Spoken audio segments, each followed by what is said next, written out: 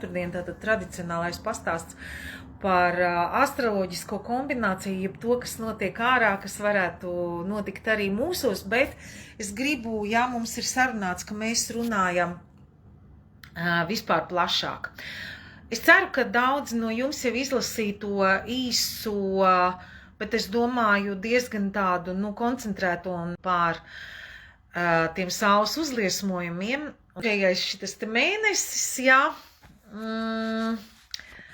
nebija vienkārši, bet tāpat laikā, daudz varēja izdarīt. Es atsaucos uz to, ka dzirdēju, ka jums ir šie rezultāti. Var sakot, tie saules uzliesmojumi īstenībā vairs pat nav vērts uzsvērt, izcelt tādā dienā tur tik, viņi ir ļoti daudz.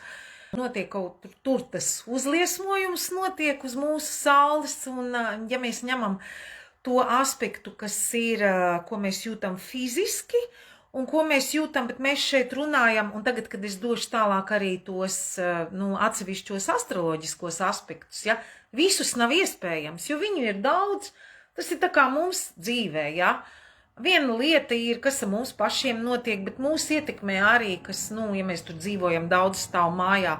Tās versijas, no kuras puses, ko var aplūkot, es vienkārši iedošu kaut kādas tādas dažas nianses, Tad par saules uzliesmojumiem ļoti lūdzu, ņemiet to vērā, uzsitiet sev uz pleca, ja jūs tiekat ar to galā. Varbūt tā, ka ir pavisam neviegli, bet ja mēs atceramies to, ka to lielāko stāstu, ka tas ir lielākas jaudas mums spēt sevi ietilpināt par to lielo globālo procesu, kas notiek, ko mēs runājam jau daudzus gadus, ka mēs paši evolucionējam, visi evolucionē, ne jau tikai te zemē, iziet no matriksa, mēs te atmostamies un ieraugam visi, Tātad daži aspekti vēl bez tā lielā, kad lūdzu šo ņemiet vērā, kuram varbūt gribas vairāk gulēt, kā es jums pagājušajā nedēļu uzrakstīju, tie ir tās joga nidras, un ir vis kaut kādi dažādi materiāli tieši ar šo nodomu arī šeit grupā ielikti, ka, it kā mēs zinām, tu pavingro, un tev būs foršs tonizēts ķermenis. Un, viss sistēma. Ļoti godīgi pret sevi un saprotam, ka tas nav slinkums, bet tas ir, ja mēs ņemam vērā šos procesus, ka mūsu visa struktūra mainās, gan fiziskā, gan emocionālā, visīstākā šķīstītava.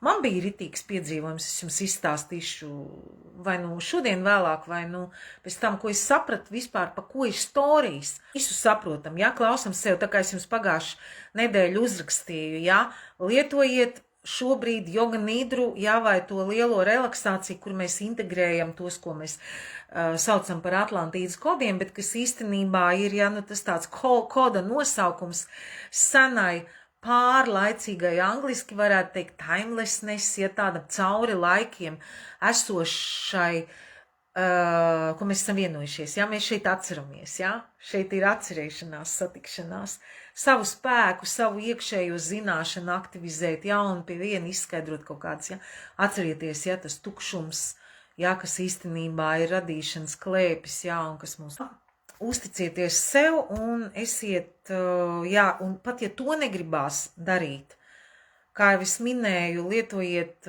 tamdēļ šeit ir tā klasiskā meditācija speciāli izcelta, kas iemāca apgūt klusumu, to neutralitāti, par ko būs tālāk, jo es stāstīšu piņķerīgiem aspektiem astroloģiskiem, un es tieši šodien arī no rīta gatavojoties jau domāju par to, kā es stāstīšu, un es domāju, cik super, ka mēs šādā veidā varam tos astroloģiskos datus tieši kolektīvā lauka tieši paņemt klāt kā tādus ceļa rādītājus tam novērotāja stāvokļa izkopšanai, ka mums obligāti nav jāiet tajā, mēs to zinām un mēs varam tādu versiju nepiedzīvot, Tātad pirmais, ko es gribu teikt, arī vēl šeit, kamēr iet atvērtajā telpā, tāds aspekts. Tad pateicu, visvērtīgākais ir novērot savu prātu, es nezinu, it kā iekavās runā, bet apgūt šīs te lietas. kas trenē neutralitātes klusumā un novērotāju pozīciju un tukšu galvu un ievērot, ja, ne jau kā atteikties no emocijām vai no domām, nē, mēs esam dzīvi cilvēki, bet iemācīties tos pārvaldīt ar kaut ko, ja, kas ir tas, kas to visu satur kopā no radītāja pozīcijas. Tātad mums 12. tātad rītā piekdien Neptūns sāks iet taisni, viņš arī bija retrogrāds. Un tas ir diezgan tāds liels brīdis, ja es viņu jau jūtu, nu tad par ko Neptūns atbilst, un mēs to noteikti jutīsim. Kaut kādas mūsu mākajās pozīcijās tā ir, nu teiksim, ēnas puse, ja? Nevis sliktā, bet tāda puse, ja? Ir visādas atkarības, ilūzijas.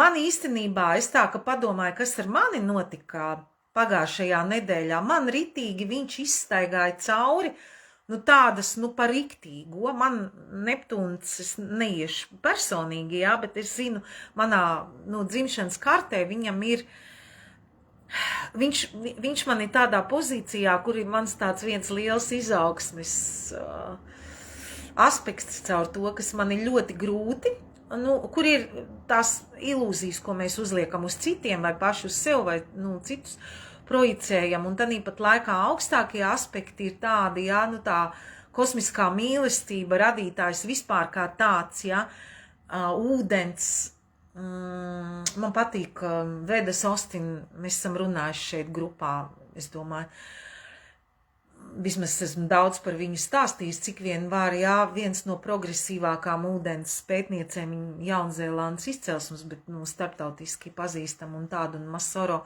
Emoto darba turpinātāji, viņi saka, nu kā, ūdens pats ir, nu, Dievu mājvieta, jā, kad viņai prasa, jā, par šiem viņas pētījumiem, ko viņi tur redz, un tā, ūdeni kā apziņu, jā. Viņi saka, tas arī ir tas, nu, tas, kas ir, the house for God itself, nu, for creator, nu, lielā, jā. Un tā, jā, tas ir, nu, teiksim, neptūnisko enerģiju augstākā izpausme, tāds saplūšana ar visu un visa, nu, kosmiskās apziņas, jā, atvēršana. Otrs, ko es gribēju pateikt, ko gribu likt aiz auss, tūliņ, šodien vēl ir ok, rītā vēl nu tā, bet tūliņ divas tādas lielas enerģijas, kas mūs ietekmē, Mars un Venēra, viņiem sauli sāks spiest virsū. Ko tas nozīmē? Un tas tā būs, es tūliņ pateikšu, līdz kuram datumam, diezgan ilgi, būs tā, ka tās sfēras, pa kurām viņas atbild, nu, protams, katram individuāli tanī viņa kartē, viņa izklājumā, viņa personīgajā matricē, kā ir. Bet varam arī rēķināties, un mēs vienkārši zināsim, jā, ka cilvēkiem visiem tā ir. Ka tās sfēras tiks vājināts, tad Venēra ir labsajūta, drusciņ kaut kādi ienākumi, jā, dāvana pirkšana forša, kaut kā, nu tāda viss tāda forša sajūta, viņa var būt tā, ka var rasties visam tam klāt, pa ko mēs parasti esam priecīgi un kas mūs padoda attiecības, jā, arī, ka tas viss var būt ar tādu vilšanos un neforšu sajūtu, nu tādu, nu, ka nepatīk. Tas būs, es to viņu pateikšu, līdz kuram datumam. Un Mars savukārt arī, Mars ir dzīvības spēks fiziskā līmenī, imunitāte arī var būt nospiestā zemāk, ja nekā gribētos. Pozitīvais, piemēram, Mars būs, ja tā, piemēram, varam teikt, tur ir arī cita aspekta, kas par to atbilst, ka tā agresija bišķiņ mainīsies uz zemāku. Jā, ko mēs tik ļoti izteikti jūtam. Jā, tagad es atklātajai telpai saku paldies, un jūs varat pievienoties. Vai nu es izdalīju atsevišķi īpašajiem laikiem domāto pasākumu sestdienu, īpašās joga nidras superīgās atpūsties un kā saka, restartēties. Un pārnedēļās ar Atlantīdas kodiem varat pievienoties, vai ne tikai sestdienām ir noteikumi ir izlasām, vai arī, protams, visam klubam, kur mums ir viss kaut kas superīgs. Tā, paldies, skatieties, ceru, ka šitik tālu arī derēja.